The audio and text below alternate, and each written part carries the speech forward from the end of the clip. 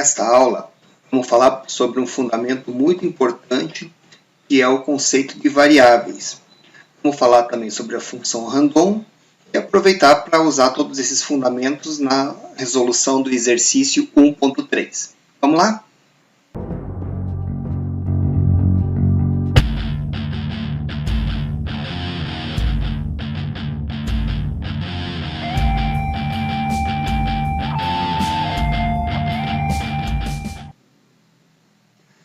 Queridões e queridonas, bem-vindos à aula 7. Eu fiquei aqui pensando comigo, vocês têm conseguido acompanhar bem os vídeos da forma que eu tenho colocado? Se vocês perceberem, eu venho com raciocínio, depois eu vou dando os exemplos, fazendo as configurações. Tem muitos momentos em que o compilador, por exemplo, ele demora para compilar o programa. O simulador também, quando eu vou descarregar o software no Arduino, ele demora um pouco. E eu faço vários cortes, né? Esses momentos de espera, eu acabo cortando no vídeo. Provavelmente para vocês, acaba passando bem rápido. O interessante é que vocês consigam acompanhar o andamento fazendo a programação, certo? Então vocês deveriam estar assistindo o vídeo na frente do computador, com todas as ferramentas já startadas.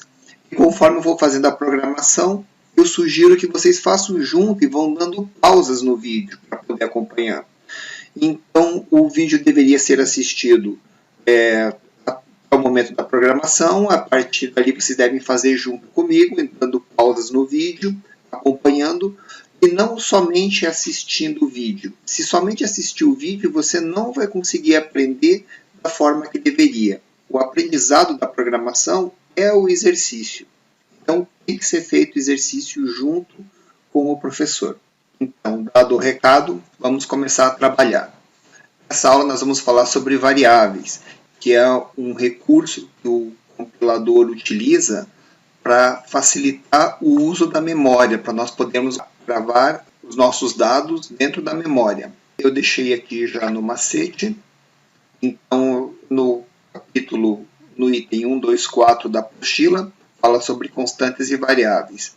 Então, constantes são aqueles números ou são aqueles dados, eles vão ser os mesmos desde o começo do programa até o fim do programa. E tem algumas palavras que são reservadas, né? Como aqui, ó, por exemplo, o true e o false, o high e o low, o input e o output. Você não vai conseguir criar variáveis com esses nomes. Eles já são palavras reservadas utilizadas em outros comandos. Aí as variáveis, que são os que nos interessam, elas são definidas, divididas em duas formas. São ou variáveis globais ou variáveis locais. As variáveis globais são aquelas que vão ser utilizadas por todo o programa. Ou seja, em qualquer função, em qualquer local do programa que você chamar aquela variável, ela vai estar ali disponível para você. Já as variáveis locais, elas são usadas em algumas funções. Então, elas não são declaradas no escopo global, e sim no escopo local. E a hora que aquela função acaba de rodar, ela libera aquela posição de memória para ser utilizado por outras variáveis. Então, nada mais é do que uma forma mais fácil de você organizar os dados na memória. Falando em memória, na apostila aqui embaixo, na apostila, ele fala um pouco sobre os tipos de variáveis e como elas são declaradas. Vai ser conforme o tipo do dado ou o tamanho do número que você vai querer guardar. Uma vez que o processador só trabalha com números, então é interessante que nós saibamos o tamanho do número que vai querer ser guardado para declarar uma variável conforme esse número. Então, olhem lá os tipos de variáveis. Nós temos a variável tipo bool ou bolha, certo? Qualquer uma dessas duas formas vai dar o mesmo resultado, você pode declarar ela das duas formas. Ela serve para guardar o valor 0 ou 1. Ou é verdadeiro ou é falso, ou está ligado ou está desligado, certo? Então, essa aqui vai ser a aplicação da variável tipo bool.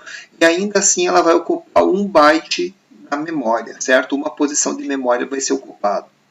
A mesma coisa acontece com a variável byte e a variável char. A variável byte você consegue colocar nela números de 0 a 255, certo? E na variável char, você consegue colocar números de menos 128 a 127. Então, por exemplo, se eu for guardar um número entre 0 e 255, o ideal é que se utilize uma variável do tipo byte ou do tipo char, conforme, né? Aí nós temos aqui outros dois tipos de variáveis que acabam sendo equivalentes também, a variável do tipo int e a do tipo short. No Arduino, a variável int ela é 2 bytes, que pode guardar um número entre menos 32.768 até 32.000, assim como a variável short, acabam sendo equivalentes. Um detalhe só, se você for programar em outras máquinas ou outros processadores, outros compiladores podem interpretar o tipo de variável com tamanhos diferentes, certo? Então, o int e o short para o Arduino têm o mesmo tamanho, mas em outras linguagens ou em outros processadores eles podem ter tamanhos diferentes, tá? Aí tem a variável tipo long, que é uma variável de 4 bytes, e ela dá para guardar nela valores entre 2 bilhões, 147 milhões, até 2 bilhões e 147 milhões positivos, né? A variável do tipo float, ela é uma variável que é de ponto flutuante, né? Então, quando você tem operações matemáticas ou valores que são quebrados, né? Que você tem, por exemplo, 3.5. 3.5 você tem que guardar já numa variável do tipo float, que ela tem aqui a exponenciação e ela vai do menos 3.4 expoente 38 até 3.4 expoente 38. Então é um número bastante grande para ser guardado na memória. E ele tem ali uma resolução de 7 bits. Então você tem essa precisão matemática aqui em cima desse dado. A variável do tipo double, ela é igual à variável do tipo float para o Arduino, o Nano que nós estamos trabalhando, porém ela pode ter o dobro de tamanho em alguns outros modelos ou em alguns outros compiladores. No caso ali no Arduino Dui, ele tem 8 bytes, ele vai ocupar 8 posições de memória para poder guardar um número com maior precisão. Aí nós temos aqui uma outra palavra que pode ser usada na frente da variável, que é aqui, ó, unsigned char, por exemplo. Quando você coloca unsigned, ele tira a parte negativa da variável e deixa ela inteira sendo interpretado como um número positivo. Então, se você colocar unsigned char, ele vira de 0 a 255. Unsigned int, de 0 a 65 mil. E o unsigned long vai de 0 a 4 bilhões e 294 milhões e esse númerozão aqui, certo? Entenderam aqui o tipo da variável e o tamanho que dá para guardar? Eu fiz um outro exemplo aqui para vocês. Ó. Vamos pensar aqui, ó, eu peguei já aqui o Arduino, já carreguei o exercício 1.3, certo? Então aqui nesse Arduino nós vamos fazer aqui, ó, nós temos a área de declaração de variável. Então vamos imaginar que eu queira guardar o estado da tecla. Então alguém apertou a tecla ou não apertou a tecla, enfim, o programa precisa guardar essa variável, se a tecla está apertada ou não. Então vou gravar aqui uma variável do tipo go, certo? Então eu vou colocar aqui uma variável chamada tecla up.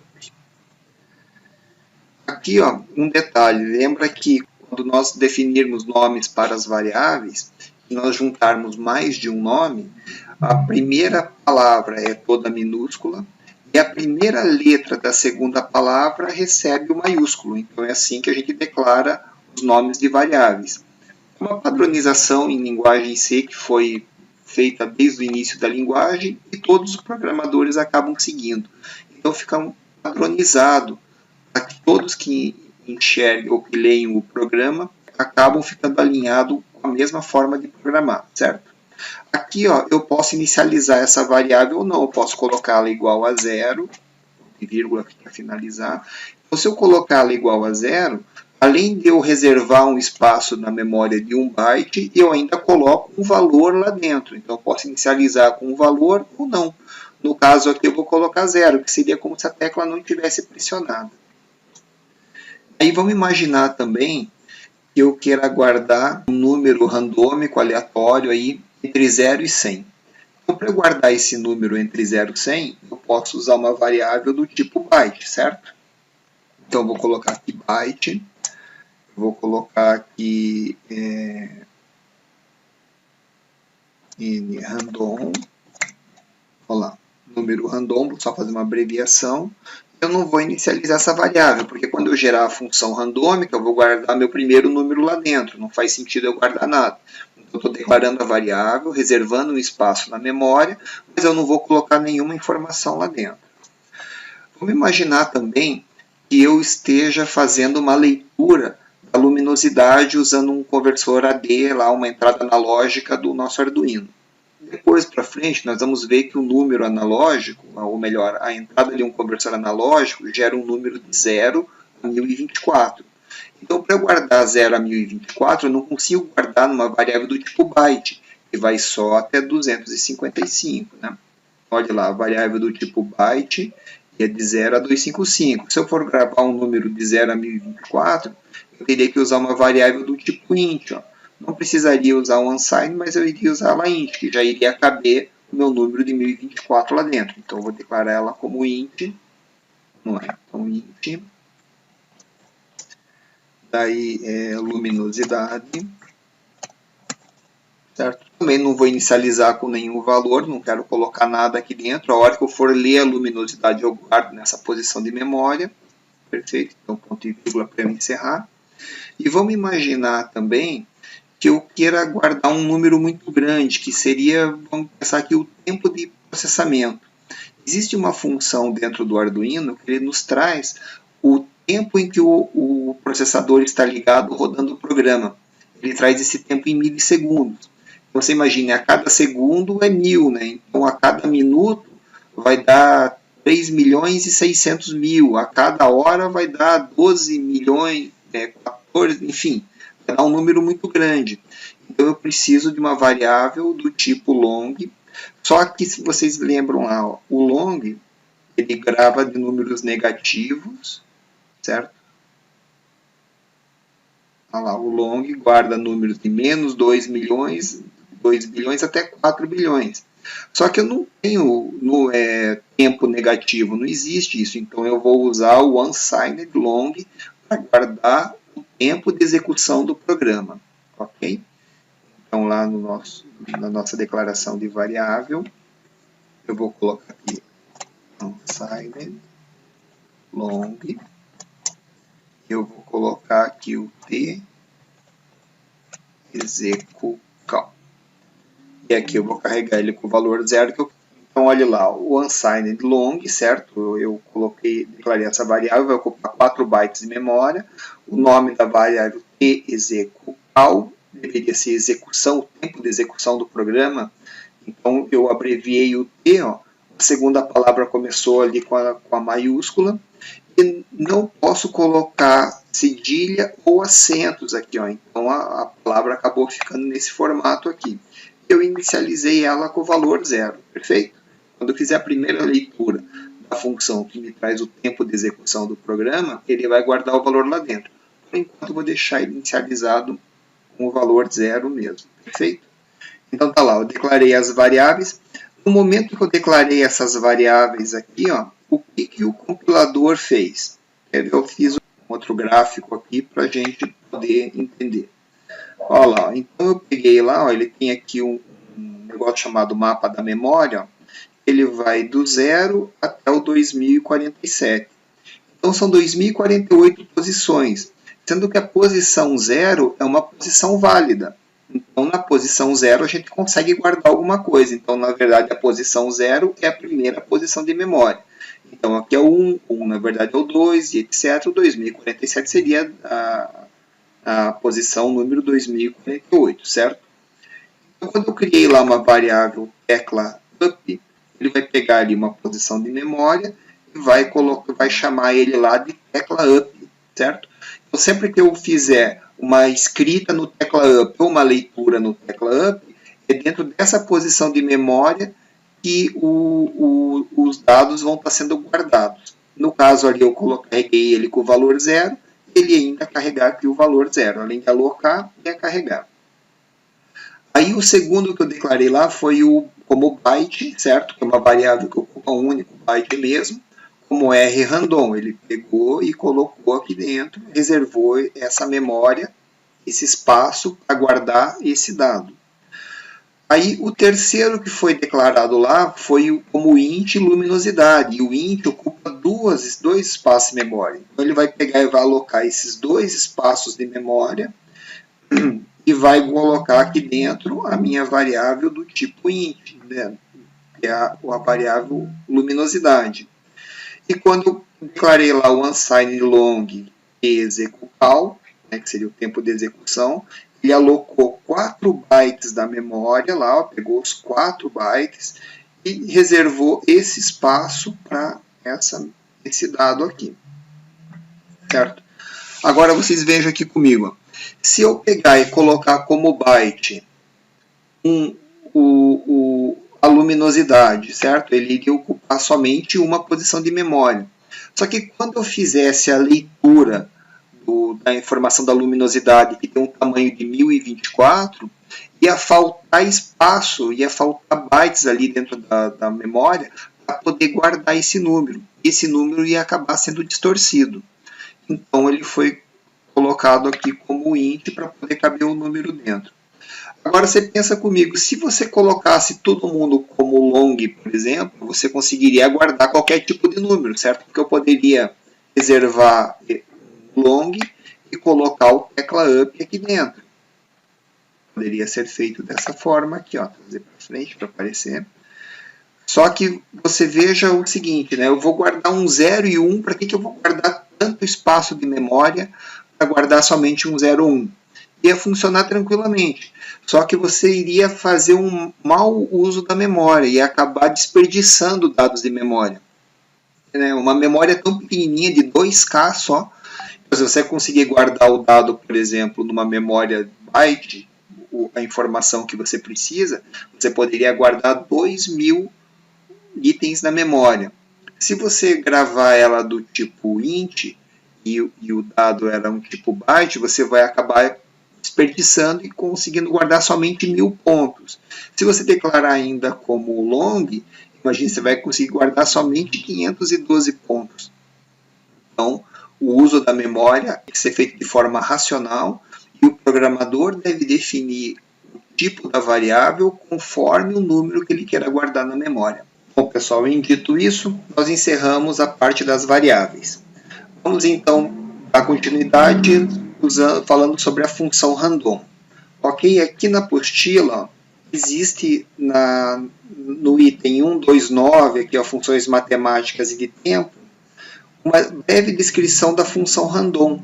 Então ela vai gerar um número aleatório entre o valor mínimo e o valor máximo colocado dentro das opções aqui da função, certo? Aqui tem até um exemplo, ó. Ele declarou uma variável, né, uma variável tipo int, ó, porque agora vai gerar um número entre 100 e 400, com o nome de valor, e dentro dessa variável ele vai colocar um número aleatório entre 100 e 400. Vamos ver como é que ele funciona na prática? Aqui, ó, vou fazer um programinha e eu vou fazer um programa para a gente possa enxergar o número que está sendo gerado. Então, para nós conseguirmos ver o número, eu vou mandar esse número pela porta serial do Arduino. E nós vamos receber ele dentro de um terminal. Lá no laboratório, nós fazíamos sempre usando o Linux lá, ou enfim, as ferramentas que nós tínhamos disponíveis, carregando direto na tela. No simulador, vamos ver como é que funciona isso. Ó. Então, para eu inicializar a porta serial, a primeira coisa que eu preciso fazer serial begin 9600. Perfeito? Aqui eu inicializo a porta serial. E agora eu vou fazer lá no void loop, eu vou fazer o seguinte, ó. Eu gerei já uma variável do tipo byte para receber o n random, certo?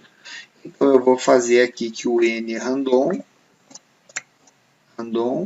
é igual a função, vou chamar a função random e vou gerar um número entre 0 e 100. é o que eu havia dito lá, certo? Olha lá. Então, a variável nRandom vai receber o resultado dessa função random, que vai gerar um número entre 0 e 100. E aí eu vou programar para que esse dado seja enviado pela porta serial. Então, o comando que faz o dado sair pela porta serial é o serial.println. Aqui um detalhe, né? Que tem que ser com letra maiúscula. Agora que ele aceitou o comando. E eu vou fazer que saia pela serial o nRandom.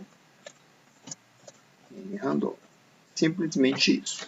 Ele vai pegar o valor da variável nRandom e vai mandar pela porta serial, certo? E para não ficar muito rápido isso, aparecer um monte de número que a gente não consiga nem ler, eu vou inserir um delayzinho aqui de 200 milissegundos. Então, a cada 200 milissegundos vai sair um número aleatório pela porta serial. É isso que se espera. Ó, um detalhe, antes de cortar e carregar lá no simulador, eu vou fazer aqui a verificação do programa. Por que fazer a verificação do programa? Se tiver algum erro, é mais fácil nós detectarmos esse erro aqui e corrigirmos aqui na ideia do Arduino do que lá no simulador. O simulador também detecta os erros lá, mas ele é mais fácil de nós fazermos aqui desse lado, certo? E dá menos conflito se eu salvar o programa pronto, íntegro, depois carregarmos esse programa lá no simulador para só rodarmos ele. Essa seria uma prática mais adequada. Olha lá, ele acabou de compilar, está dizendo que vai usar 2.260 bytes, 7% do espaço de memória dos 30K que nós temos disponível, e ele está usando 192 bytes de memória, ou seja, 9% da memória, sobrando 1.856 de 2048 que ele tem lá disponível para nós utilizarmos, certo? Olha lá, então o programa deu certo. Então eu vou vir aqui, arquivo, vamos salvar como exercício 1.3, está lá salvo, certo? Agora nós vamos vir aqui no simulador. No simulador eu vou abrir aqui o exercício, ó, dar um open aqui. Daí lá na pasta, aqui para mim está no documentos, Arduino, vamos abrir exercício 1.3, está lá. Perfeito? Então agora vamos carregar o nosso circuito.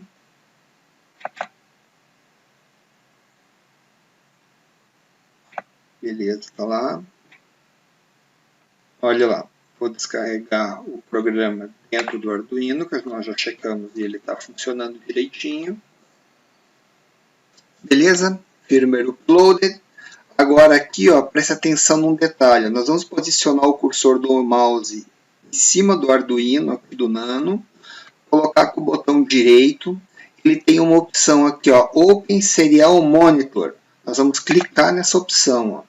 Ele abriu agora aqui, ó, o nosso monitor, o nosso terminal, que é para onde vai ser enviado os dados da porta serial. Então, quando sai um dado da porta serial, ele vem aqui para dentro do terminal, perfeito? E aqui nós vamos enxergar o que está acontecendo.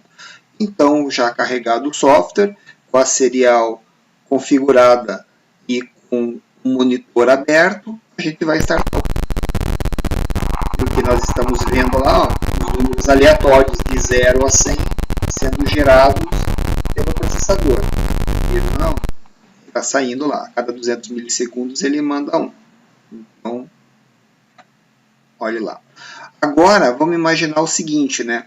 Como nós vamos fazer o programa, vai ser um tempo que vai ser gerado, então eu posso ter esse tempo, vamos imaginar, entre 100 e 500 milissegundos, que é o tempo que eu quero que o pisca fica alternando.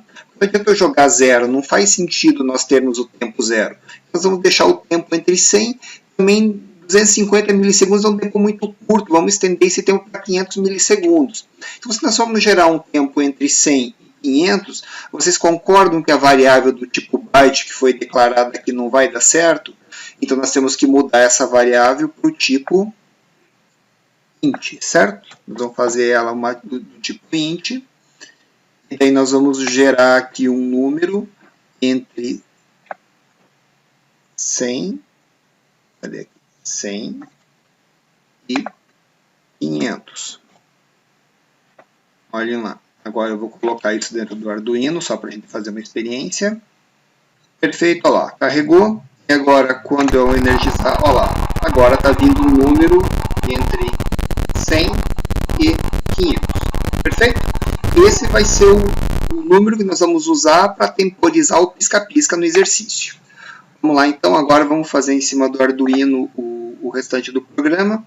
Olha lá, ó, essas variáveis aqui eu não vou precisar, só vou precisar do nRandom ali, concordam comigo? Olha lá, só o nRandom. Não vou inicializar ele com nenhum valor. A serial também nós não vamos mais utilizar, era só para a gente ver ali. Só que em compensação eu vou ter que usar os LEDs, né? Então vamos lá. Define L1 no pino 2. Define L2 no pino 3. In mode L1 é um output, ponto e vírgula no final, não pode esquecer o ponto e vírgula. Vou fazer aqui de um jeito que eu considero mais rápido, que nós estamos estourados já no tempo do exercício. Não precisa de função complementar. Aí aqui, ó, o nRandom, eu vou manter aqui, ó, nRandom vai ser igual a random, só que de 100 até 500, que é o que nós combinamos que íamos gerar, certo? Essa serial não precisa. Então, aí o que eu vou fazer? Eu vou acender o LED, então é o digital write. Aí eu chamei lá de L1, eu vou trazer ele para o nível high. Então, eu vou acender o LED L1. Como ele depois eu vou ter que apagar mesmo, eu vou acabar apagando aqui ele. Digital write L2 low. No primeiro ciclo ele já está apagado, vai se firmar apagado, mas depois que der a primeira volta eu vou precisar apagar ele, então aí ele já está escrito aqui e já está apagando, então a partir do segundo ciclo já vira regra. E agora o que nós vamos fazer, que é a grande sacada? Agora nós temos que colocar o delay, né? Então o delay, em vez de eu colocar um número aqui dentro, eu vou colocar o número que está lá na posição de memória que foi guardada pela função nRandom. Então, quer dizer, que está lá na posição de memória chamada nRandom. Então aqui dentro vai nRandom, olha lá. Esse vai ser o delay. Depois disso, nós vamos apagar um e acender o outro, né? Então eu vou até fazer uma cópia aqui, ó. Copiar esses três, Ctrl V, esse que estava high vem a low, e esse que estava em low vem a high. E o delay nRandom, aqui nós encerramos a função loop, então quando acabar esse programa ele vai voltar e vai executar tudo de novo, vai gerar um novo número randômico, vai apagar um, vai temporizar conforme esse número que ele recebeu e etc. Vamos verificar aqui o programa. Olha lá, quando terminou a compilação, está usando 14 bytes de variável global. Beleza, aqui ó. Vamos agora salvar o programa. Lembrando que nós tínhamos salvo 1.3 daquela forma anterior. Agora eu atualizei lá. Aqui nós vamos abrir de novo. Já está lá. Olha lá, L1, L2, o programa que eu acabei de fazer, certo? Com o random lá na ponta, e isso aí. Agora daqui nós vamos jogar lá para dentro do Arduino. Perfeito, carregou. Então aqui um detalhe, ó, a porta serial nós não vamos utilizar mais. Quem quisesse deixar aqui no setup o serial begin e aqui dentro colocar o serial print ln, o valor do nRandom, você iria ver aqui o número do tempo sendo mostrado no terminal. Como Aqui eu não coloquei, nós vamos ver isso na prática. Eu vou simplesmente vir aqui e dar um close serial monitor aqui, ó. Perfeito, ó, ele fechou lá. Não esquece o seguinte agora, o pino 2 e o 3 precisam ser ligados, não é isso? Então eu vou dar um zoom aqui para facilitar a minha vida. Aqui, ó. O pino 2 eu vou ligar no LED azul. E o pino 3 eu vou ligar no LED verde. Certo? E agora é só energizar o circuito. Hora mais lento, hora mais rápido. Então o tempo de pausa entre as piscadas é aquele número random que nós estávamos gerando. Hora vai ficar mais rápida, hora vai ficar mais lenta. Perfeito? Com isso nós encerramos a aula 7. Obrigado e até a próxima aula.